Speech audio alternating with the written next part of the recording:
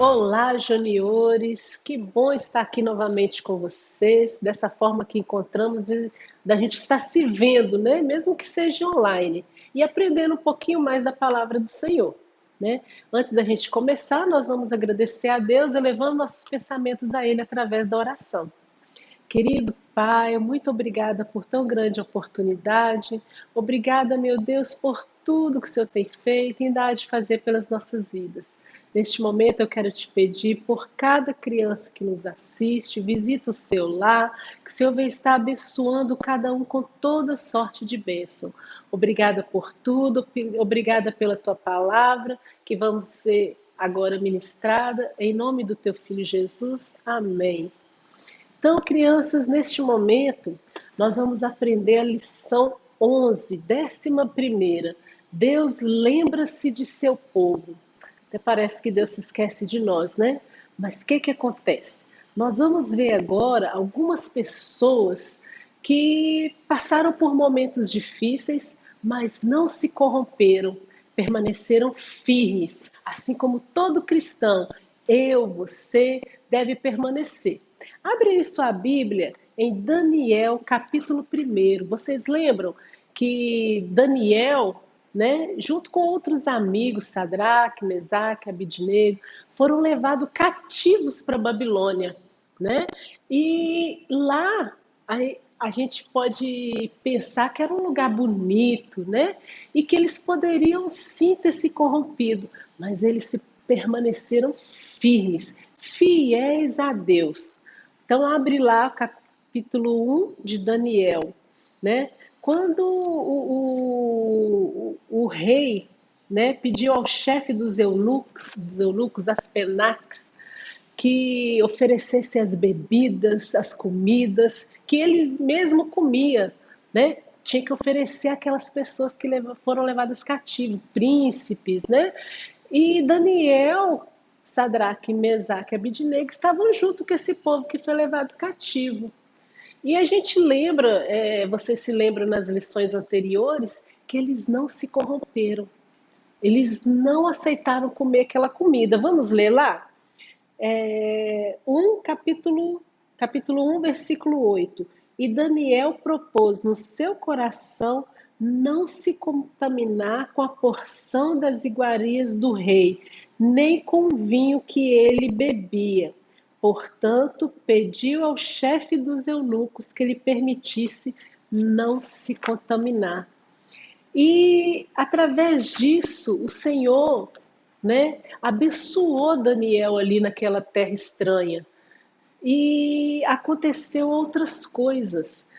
Na Daniel, lá, capítulo 3, versículo 17, Sadraque, Mesaque e Abidnego, esses três jovens também se recusaram a prostrar-se diante daquela estátua grande que tinha lá, a imagem que Nabucodonosor tinha mandado fazer. Ele queria que todo o povo se prostrasse.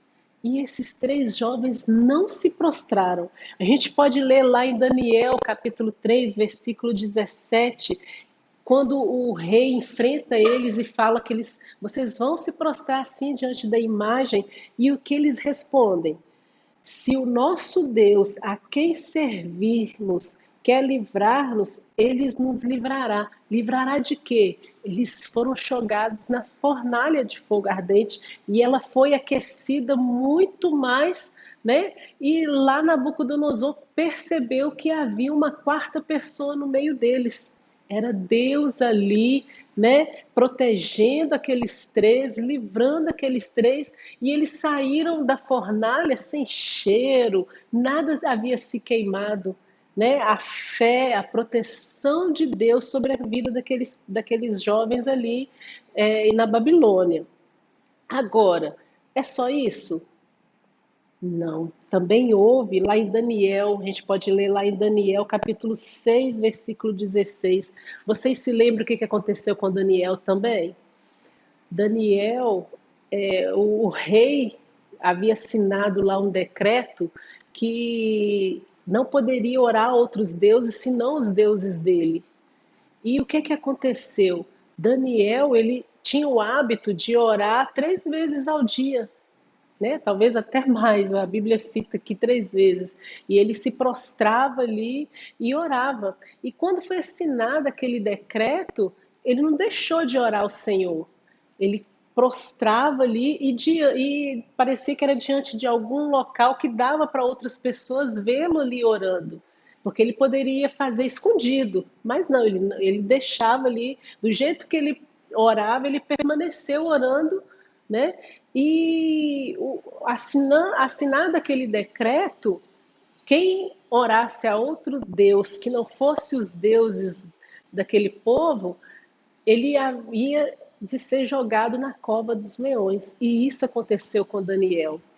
E o rei Dário, vamos ler lá no capítulo 6 de Daniel, versículo 16. O rei Dário disse a Daniel: o teu Deus, a quem tu continuamente serves, que ele te livre. E foi o que aconteceu. Daniel saiu dali sem um arranhão. O Senhor protegeu a Daniel ali pela fidelidade dele, né, a Deus. Mas será que Deus castiga quem peca? Quem se lembra do rei Belsazar, né, que era o neto de Nabucodonosor, que depois que ele morreu, né, aí passou, ele se tornou rei, né?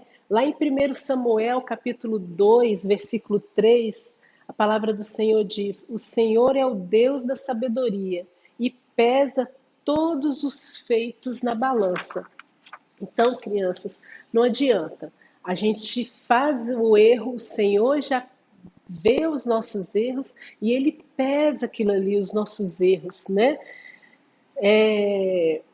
Quando os judeus voltaram a Jerusalém, 70 anos depois, né, que eles haviam sido levados cativos por Nabucodonosor, tiveram permissão de voltar a Israel, né? E Zorobabel liderou o primeiro grupo de judeus de volta a Jerusalém.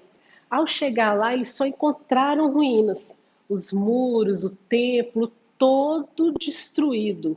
E algumas pessoas tentaram, como a gente já viu nas outras lições, impedir a reconstrução do templo, impedir a reconstrução dos muros, né? Os samaritanos ali, eles não queriam ver que aquela obra continuasse, porque os muros, por exemplo, eles iriam ali permitir invasões dos inimigos, né? Vamos ler lá em Neemias, capítulo 8, versículo 3. O que, que a Bíblia nos diz? Que todo o povo tinha os ouvidos atentos ao livro da lei.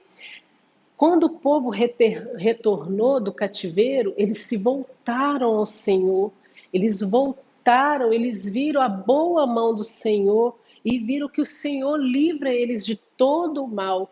E Cristo recompensa a nossa fé nele, né?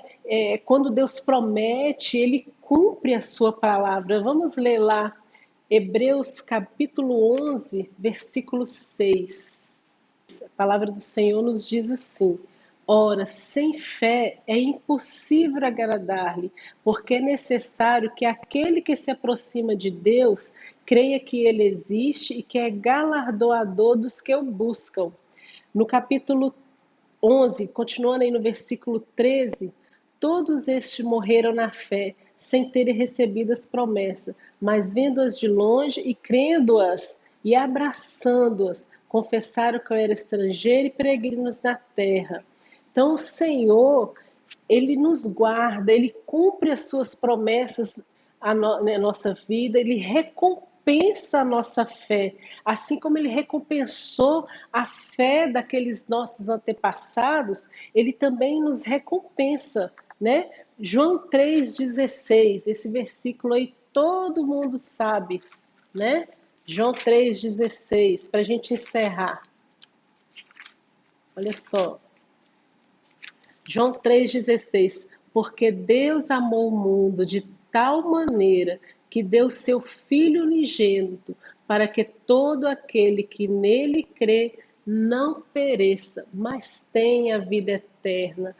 Que palavra maravilhosa. É tão lindo ver que a nossa fé em Deus nos traz recompensa, principalmente nesse momento que estamos vivendo, que estamos, né, mais em casa, sem poder sair, com essa pandemia.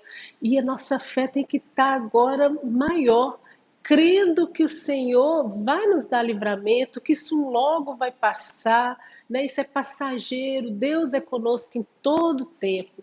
Vamos ler o nosso versículo? Está lá em Hebreus capítulo 11, versículo 6. Sem fé é impossível agradar a Deus, porquanto é necessário que aquele que se aproxima de Deus creia que Ele existe e que se torna galardoador dos que o buscam. Então, agora nós vamos agradecer a Deus por essa palavra. Vocês permaneçam firmes, confiantes, né? Que breve vamos estar juntos. Vamos estar aqui agradecendo a Deus, né? Junto com todas as outras crianças.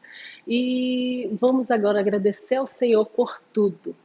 Querido e amado Deus, muito obrigada por esse momento, obrigada pela tua palavra que permanece viva, meu Deus, em nossas vidas.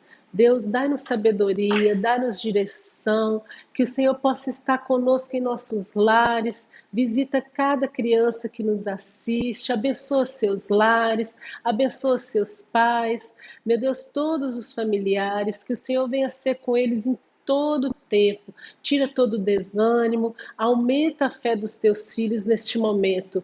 É o que te pedimos e já te agradecemos, porque sabemos que o Senhor tem cuidado de nós em todo o tempo. Muito obrigada por tudo, em nome de Jesus. Amém.